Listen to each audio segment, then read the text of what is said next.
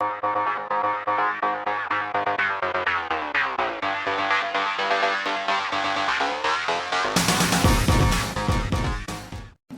I'm going to show you how I make pepperoni pizza that rivals any takeout joint.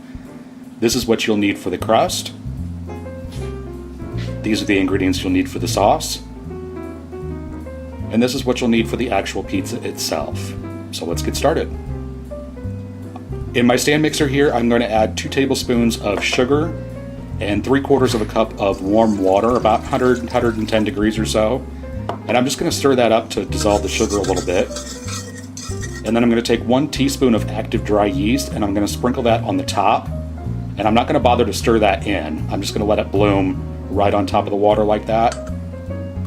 And after about 10 minutes, it'll be nice and foamy. I'm going to add in 1 teaspoon of salt and 1 tablespoon of extra virgin olive oil.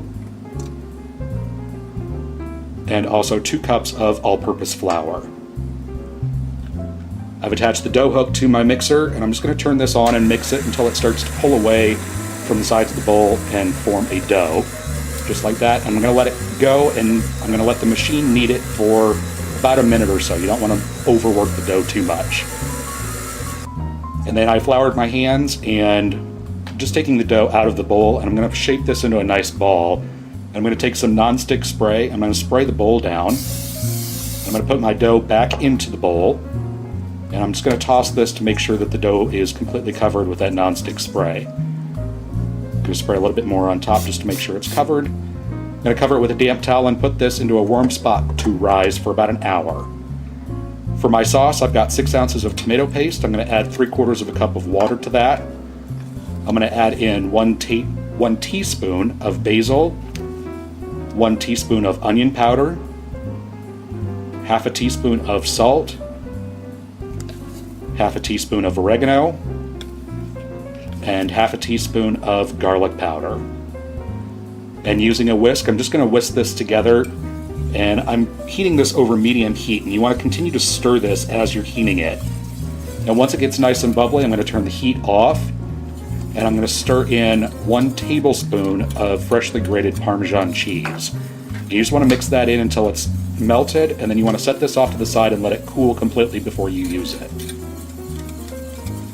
I'm going to preheat my oven to 500 degrees Fahrenheit, and I've got a 16-inch pizza pan here, and I'm just going to dust the top of it lightly with some cornmeal, maybe a tablespoon or so. And I'm going to turn out my dough onto that. I did not bother to punch it down or anything. And using my fingers, I'm just going to pat this out, starting in the center, working my way out, and pressing the dough out to the edge of the pan. And you want to leave kind of a lip around the edge for the crust. And then I'm going to take half of my sauce mixture. I'm just going to spoon that out into the center, and then using the back of a spoon, I'm just going to spread this out to within about 3/4 of an inch or so of the edge of the crust. And once you get your sauce spread out, make sure that it's nice and even. You don't have any bald spots on your crust. And then you want to take your mozzarella cheese and just sprinkle this onto the top. And you want to make sure that you get the cheese all the way to the edge of the sauce. You don't want to cover the crust, but you want to cover the sauce with your cheese. And then I'm going to take my pepperoni, and starting on the outside, I'm going to place a row of pepperoni. And I'm keeping the pepperoni relatively close to each other because they do shrink up when they bake.